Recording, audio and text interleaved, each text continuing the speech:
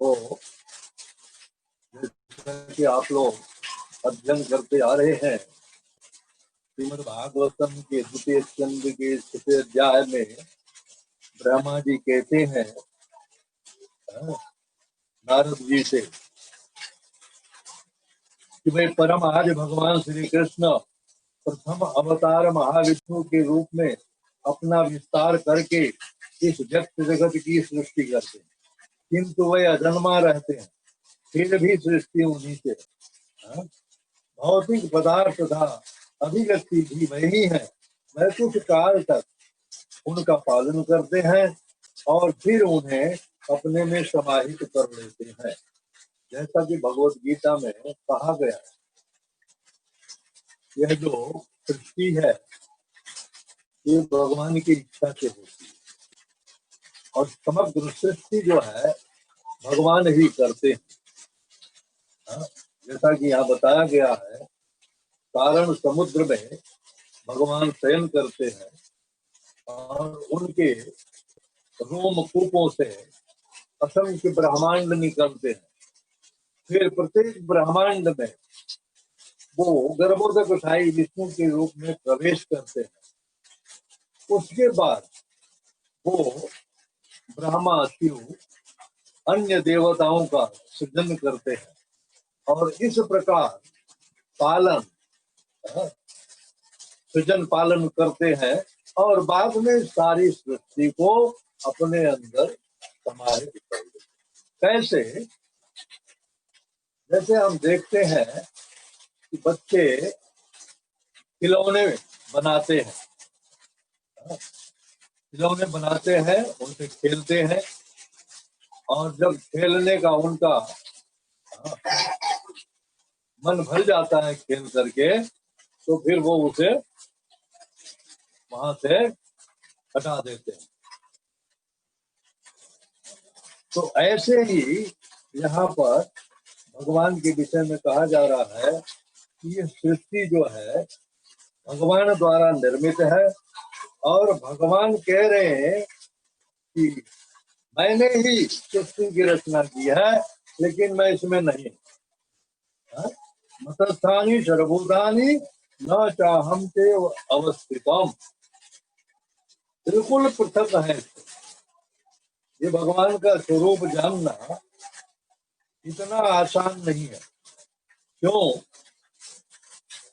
कि भगवान के इसमें विशेष अवधारणा, जिसको कहते हैं कि भगवान का एक रूप है और इसे अव्यक्त मूर्ति कहा जाता है। अव्यक्त मूर्ति, अव्यक्त स्वरूप। उस अव्यक्त स्वरूप से ही भगवान सृष्टि की रचना करती है और हम अपनी सीमित इंद्रियों से इसके विषय में नहीं जान सकते।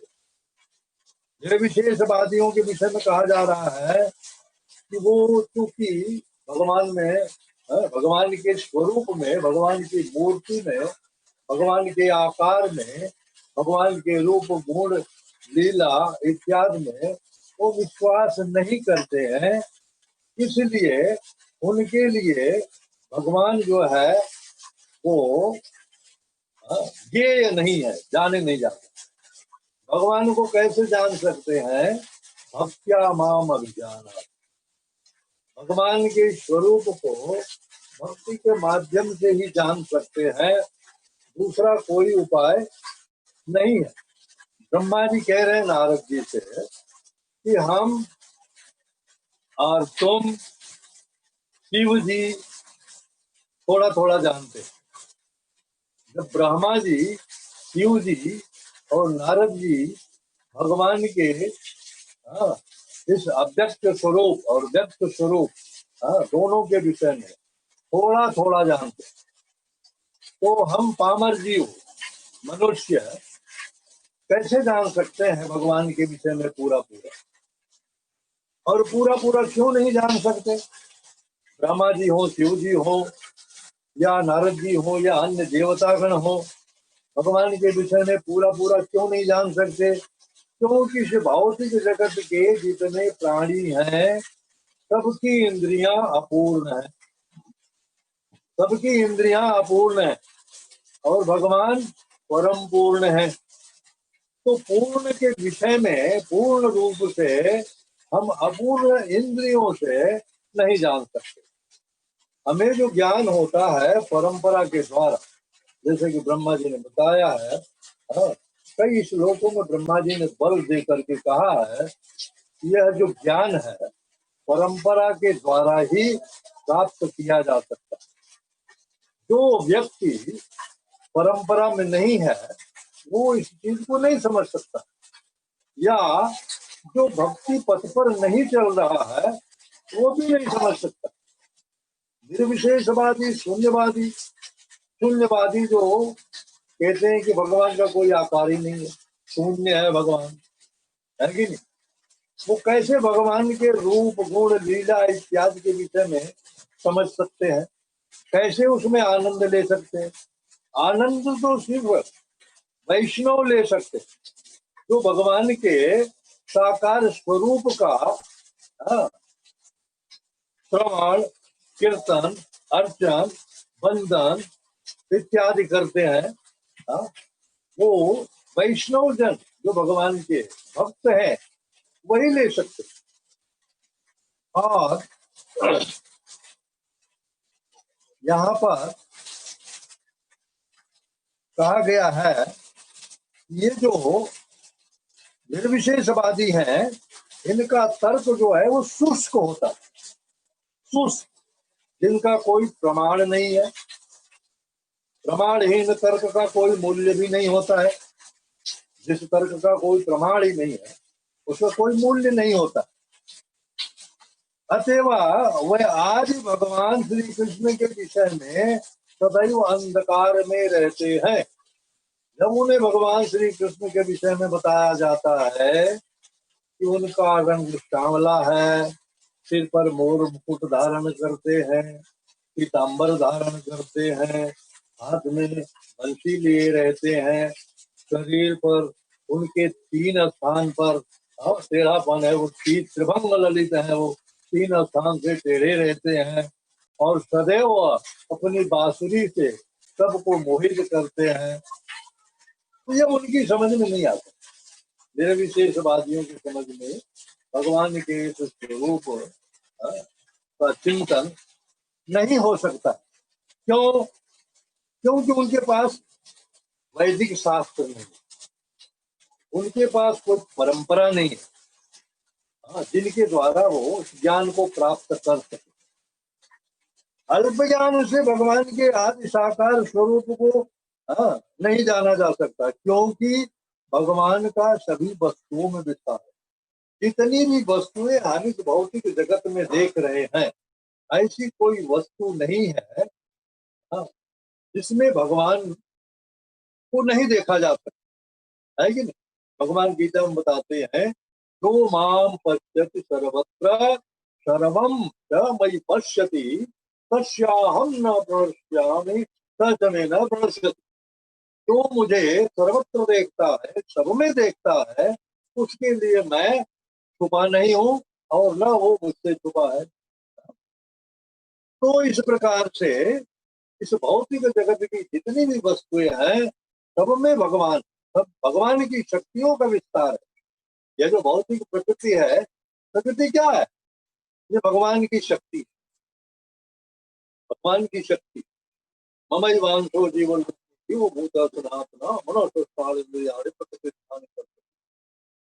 जीव मात्र हमारे अंश, मेरे ही अंश है, किंतु मन और इंद्रियों के वशीभूत होकर के वो प्रकृति पर प्रभुत्व जमाने के लिए प्रयासरत है। भगवान कहते हैं कि सर्वयोनिषु कौन्तेय मूर्तयः संभवन्ति वा तासां ब्रह्म हदयोनिर अहं बीजप्रदः पिता। यह जो प्रकृति है ये सभी योनियों की माँ, क्या है? माँ है। और भगवान जो है वो इसमें सारे जीवों का गर्भाधान करने वाले पिता। सर्वयोनिषु कौन्तेय मूर्तयः संभवन्ति वा तासां ब्रह्म हदयोनिर अहं बीजप्रदः पिता। तो ये भौतिक प्रकृति जो है ये भगवान की अपरा शक्ति है। अपरा शक्ति, भगवान की 2 शक्तियां जैसे कहा गया है, परा और अपरा। पराशक्ति का विस्तार हम आध्यात्मिक जगत में देखते हैं और भौतिक जगत में हम हाँ, अपराशक्ति का विस्तार। 7वें अध्याय में भगवत गीता में बड़े विस्तार से कहते हैं, ओ मेरा को वनरो वायु हम मनो बुद्धिरेव च अहंकार इतीयं में भिन्ना प्रतिरुष्टदा अपरेयम तस्कन्याम सत्यम विद्धि में प्राम हाँ जीवभूता महाबाहो या धार्यते जगत। तो भगवान कहते हैं पृथ्वी जल अग्नि वायु आकाश, ये हमारी भौतिक प्रकृति, मन बुद्धि और अहंकार, ये मिला करके 8 जो हमारी प्रकृति है, जो इस भौतिक जगत की रचना करती है और इस भौतिक जगत का संचालन भी करती है। भैया अध्यक्ष प्रकृति, भगवान क्या कहते हैं, मेरी अध्यक्षता, ये स्वतंत्र रूप से काम नहीं करती है प्रकृति। भैया अध्यक्षेण प्रकृति सूयते सचराचरम हेतुनानेन कौन्तेय जगत् परिवर्तते। ये भौतिक जगत में भौतिक प्रकृति जो है मेरी अध्यक्षता में कार्य करती है और सारे चर और अचर प्राणियों की रचना करती है। तो ये पूर्णता अपूर्णता न्यूनाधिकी भौतिक धारणा के कारण, ये तो वस्तु अपने अंशों में वितरित हो जाती है, वह अपने आदि मूल रूप में विद्यमान नहीं रह सकती। निर्विशेषवादियों का तर्क है जिस वस्तु को विभाजित कर दिया जाए तो उसका मूल जो स्वरूप है वो नष्ट हो जाए। ये भौतिकतावादी लोग, निर्विशेषवादी लोग है, शून्यवादी लोग, ये उनकी अवधारणा है जिस वस्तु को विभाजित कर दिया जाता है। जैसे भगवान कहते हैं ना, ये सारे जीव जो है ये मेरे अंश है, मेरे ही अंश। तो इनका तर्क क्या है, जब ये सारे अंश है तो भगवान विभाजित हो गए। उनको ये पता नहीं है कि ईशोपनिषद में कहा गया है कि ओम पूर्णमदः पूर्णमिदं पूर्णात् पूर्णमुदच्यते पूर्णस्य पूर्णमादाय पूर्णमेवावशिष्यते। भौतिक जगत में किसी भी इकाई से अगर थोड़ा सा निकाल लें तो वो कम हो जाता है। जैसे 10 में से 10 निकाल दें तो शून्य हो जाता है। किंतु भगवान ऐसी पूर्ण इकाई है कि उनके अंदर से जितने वो हैं उतना निकाल लीजिए तो भी उनमें कोई फर्क नहीं पड़ता है, वो उतने के उतने ही रहते हैं। पूर्णस्य पूर्णमादाय पूर्णमेवावशिष्यते, पूर्ण में से पूर्ण निकाल लीजिए तो भी पूर्ण ही बचते हैं। ऐसा इस भौतिक जगत में नहीं है। किंतु निर्विशेषवादी लोग जो है वो इस तर्क को नहीं मानते, इससे सहमत नहीं है। यहाँ किसी वस्तु को विभाजित कर दीजिए तो वो अपने मूल स्वरूप को खो देती है। आदि भगवान जैसा कि कहा गया है यहाँ पर, गोविंद ब्रह्मा जी कहते हैं महाविष्णु अवतार के रूप में अपना विस्तार करते हैं और अपने ही द्वारा उत्पन्न किए गए कारणाणों में विश्राम करते हैं। ब्रह्म संहिता में जैसा कहा, यह कारणाणो जले भजति स्म योग निद्रामनंत जगदंड सर्वमकूप आधार शक्ति अवलंब्य स्व परामर्शम गोविंदमादि पुरुषम तमहम भजामि। ब्रह्मा जी भगवान का भजन करते, उस गोविंद का भजन करते, आदि पुरुष का भजन करते। आदि पुरुष यानी भगवान श्री कृष्ण, जैसा कि आप अध्ययन कर चुके हैं। ईश्वर परमः कृष्ण सच्चिदानंद विग्रह अनादिरादिर गोविंद सर्व कारण कारणम। सभी कारणों के कारण जो कुछ भी हमारी दृष्टि में दिख रहा है ये सब उन्हीं से उद्भूत हुआ। इसका मूल कारण वही है, वो सबके आदि हैं और स्वयं अनादि है। यदि उनके आदि स्वरूप को कोई जानना चाहे तो ये असंभव। कहाँ से उनकी शुरुआत होती है यह जान पाना किसी भी विद्वान के लिए, किसी भी दार्शनिक के लिए संभव नहीं है, हमारी कल्पना से परे। तो कहते हैं ये जो सृष्टि है। भगवान गीता में बताते हैं कि सृष्टि प्रत्येक कल्प की शुरुआत में मैं करता हूँ, प्रत्येक कल्प के प्रारंभ में। अभी कल्प क्या है? ब्रह्मा जी की जैसे आयु 100 वर्ष की आयु है, ब्रह्मा जी का एक दिन हम गणना में लेंगे तो ये चारों युग जब 1000 वर्ष बाद बीतते हैं, 1000 वर्ष, सतयुग, त्रेता, द्वापर, कलयुग, चारों युग जब 1000 वर्ष बीतते हैं तो ब्रह्मा का एक दिन होता है। अब कल्पना करिए, सतयुग की आयु है 17,28,000 वर्ष, त्रेता की आयु है 12,96,000 वर्ष, द्वापर की आयु है 8,64,000 वर्ष और कलयुग की आयु है 4,32,000 वर्ष।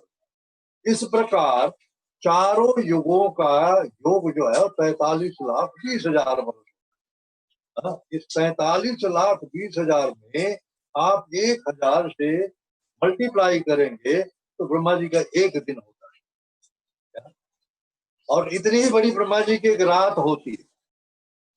कि ब्रह्मा जी का जो एक दिन होता है इसको कहते हैं कल्प।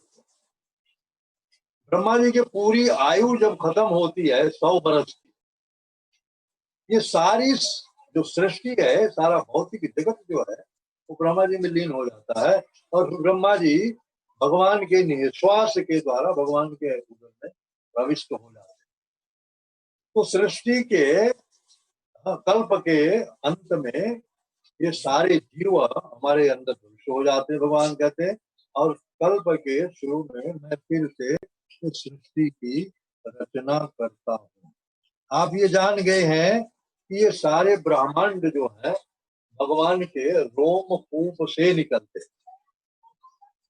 एक तो ब्रह्मांड नहीं, असंख्य ब्रह्मांड, और सारे ब्रह्मांडों में ब्रह्मा जी है, शिव जी है और देवी देवता जो है वो सब ब्रह्मांड का संचालन करने के लिए भगवान की ऐसी व्यवस्था है। और ये जो है भगवान के एक एक अंश, 1/4 का विस्तार, जैसा कि भगवान गीता में कहते हैं अपनी विभूतियों का वर्णन करके 10वें अध्याय में अपनी विभूतियों का विस्तार से वर्णन जब कर लिए भगवान तो अर्जुन से बोले अथवा किम ज्ञाते न, हे अर्जुन तुम बहुत जान करके क्या करोगे? ये तुम समझ लो कि मैं ये सारी सृष्टि को अपने एक अंश में लेकर के, अथवा वही बहुनयते न किम ज्ञाते न तवार्जुन विष्टव्यामिदं कृष्णम एकांशेन स्थितो जगत, मैं एक अंश में लेकर के स्थित, ये जो भौतिक जगत है ये 1/4 विस्तार है और 3/4 विस्तार जो है वो आध्यात्मिक जगत। कई लोग प्रश्न करते हैं भगवान सबको बुलाते हैं अपने धाम, कहते हैं ना मेरे पास आओ, सर्वधर्मान परित्यज्य मामेकं शरणं व्रज अहम त्वां सर्वपापेभ्यो मोक्षयिष्यामि। मेरे पास आओ, मैं तुम्हें सब पापों से मुक्त कर दूंगा, शोक मत करो।